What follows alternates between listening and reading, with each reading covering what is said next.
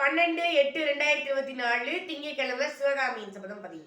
இந்த பதிவில் நம்ம என்ன பார்க்க இருக்கிறோம் அப்படின்னா, போன அத்தியாயம் முத்துமாலை அத்தியாயத்துல நம்ம மாமல்லரும் சிவகாமியும் பேசிக்கிட்டாங்க. அப்புறம் ஏதோ முத்துமாலை வந்து மகேந்திரவர்ம பல்லவர் கொடுக்க போனாரு. கடைசியில் அது கை தவறி விழுந்துருது. அது என்ன பண்ண போறாங்கன்னு தெரியல. அது அபசுகோணம் மாதிரி எல்லாருமே நினைக்கிறாங்க அப்படின்றத நம்ம பார்த்தோம். இப்ப அடுத்த அத்தியாயத்துக்குள்ள நம்ம கல்கி கூட்டிட்டு போறாரு. நம்மள அடுத்த அத்தியாயம் என்ன தெரியுமா? புத்தர் சிலை அப்படின்ற ஒரு அத்தியாயத்துக்குள்ள கூட்டிட்டு போறாரு. என்னடா அது சம்மந்தமே இல்லாம புத்தர் சிலை வருது அப்படின்னு நானும் யோசிச்சேன். ஆனா அந்த அத்தியாயத்துக்குள்ளதான் போய் பார்ப்போமே என்ன இருக்கு அப்படின்னா, அதாவது அந்த புத்தர் சிலை அத்தியாயத்துக்குள்ள போறப்ப வந்து அந்த முத்துமாலை கீழே விழுந்துருச்சு. இது என்ன பண்றதுன்னே தெரியல. அப்படியே உட்கார்ந்துருக்காரு. மகேந்திரவர்ம பல்லவருக்கு ஒரு மாதிரி ஆயிடுது. என்னடா அது இந்த பொண்ணுக்கு இப்படி நடக்குதே அப்படின்னு சொல்லி ஒரு மாதிரி ஆயிடுது. ஆனா அவர் நினைச்சிட்டு இருக்க நேரத்துல என்ன பண்ணிடுறாரு, நம்ம மாமல்லர் இருக்காருல்ல, அவர் கீழே குனிஞ்சு அந்த முத்துமாலை எடுத்து சிவகாமியின் கையில வந்து கொடுக்குறாரு. உடனே இவருக்கு மகேந்திரவர்மன் பல்லவர் கொடுத்துருந்தா கூட அவ்வளவு சந்தோஷம் இருக்காது. ஏன்னா ஒரு நண்பருக்கு நம்ம பரிசு வாங்கும்போது எவ்வளவு ஒரு மகிழ்ச்சியா இருக்கும்.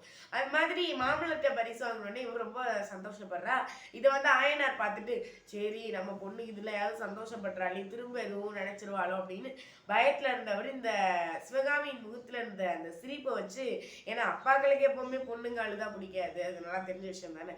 அதனால வந்து என்ன பண்ணிட்டார் அப்படின்னா, ஒரு சிரிப்பு ஒரு புன்னகை பண்ணோடனே ஆயனாருக்கு குதூகலம் தாங்க முடியல. அப்பாடா, எப்படியோ இவளை சமாதானப்படுத்த வேண்டிய தேவையே கிடையாது அப்படின்னு நினைச்சிட்டு உட்கார்ந்துருக்காரு. உட்கார்ந்துட்டு அந்த முத்துமாலையை வாங்கிட்டு உடனே வந்து மகேந்திரவர்ம பல்லவர் பேச தொடங்குறாரு. ஆயனாருடைய இந்த சிரிப்பு பார்த்தோன்னே மகேந்திரவர்ம பல்லவருக்கும் உள்ளுக்குள்ள ஒரு சந்தோஷம். அப்பாடா, நம்மளால எந்த சங்கடமும் யாருக்கும் உருவாகல அப்படின்னு.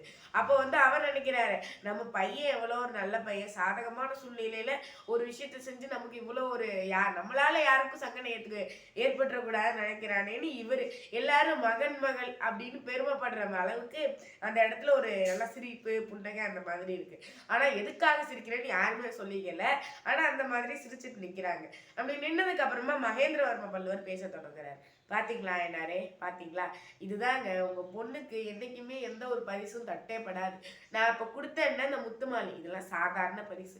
இன்னும் உங்க பொண்ணுக்கு ரொம்ப ரொம்ப பரிசுகள்லாம் ஏற போகுது. உங்க பொண்ணு பெரிய கலா ரசிகை. அதனால அவளை பரத கலையை வளர்க்குறதுக்கு அவ ஒரு ஆளே போதும் இந்த உலகத்துக்கு. ஆனா இப்பெல்லாம் வந்து எல்லாருமே கல்யாணம் குழந்தை குட்டி அந்த மாதிரி போயிடுறாங்க. ஆனா உங்க பொண்ணும் பரத கலையில இவ்வளவு சிறந்தவளா இருக்கு. கொஞ்ச நேரத்துக்கு முன்னாடி சொன்னீங்களே புத்த துறவி ஆக போற ஆசை அப்படின்னு சொல்லி. ஆனா புத்த துறவி ஆகுறது ஒரு நல்ல ஒரு ஐடியா தான் என்ன கேட்டா. ஏன்னா எல்லாருமே வந்து இப்படி குடும்ப வாழ்க்கையில ஈடுபட்டு இருக்க நேரத்துல இவ மட்டும் பரத கலையில ஈடுபட்டா ரொம்ப சந்தோஷமா இருக்கும் அப்படின்னு சொல்லி இவர் சொல்றாரு. உடனே இதை கேட்ட சிவகாமி, ஆயனார், அப்புறம் வந்து நம்ம மாமல்லருக்குமே முகம் ஒரு மாதிரி. ஏன்னா மூணு பேருக்குமே ஒரு ஒரு சிந்தனை வந்து ஏற்படுது. அதுல வந்து 3 பேர்ல ஆயனார் வந்து அந்த சிந்தனையை வெளிப்படுத்திடுறாரு. ஆயனார்கிட்ட வந்து நம்மளோட இது மகேந்திரவர்ம பல்லவர்கிட்ட வந்து எடுத்து சொல்லிடுறாரு.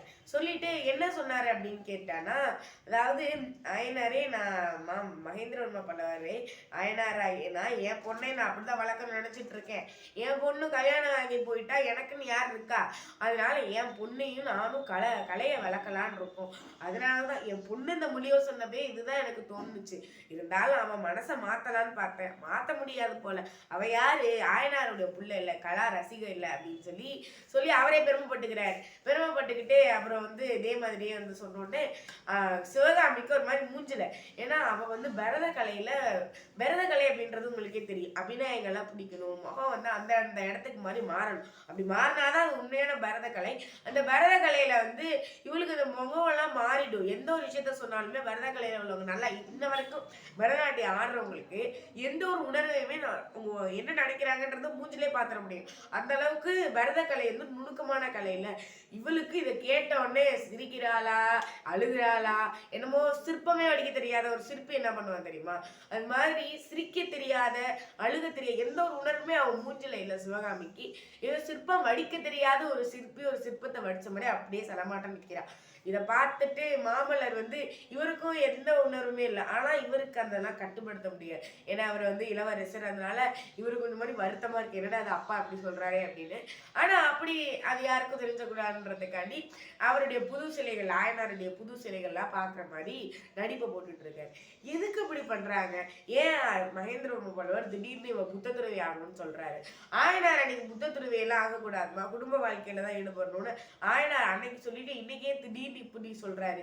சிவகாமி ஏன் அன்னைக்கு அவ தானே சொன்னா புத்த துறவி ஆக போறேன்னு, ஆனா இன்னைக்கு அவ மூஞ்சில எந்த ஒரு வெளிப்பாடுமே இல்லாததுக்கு காரணம் என்ன?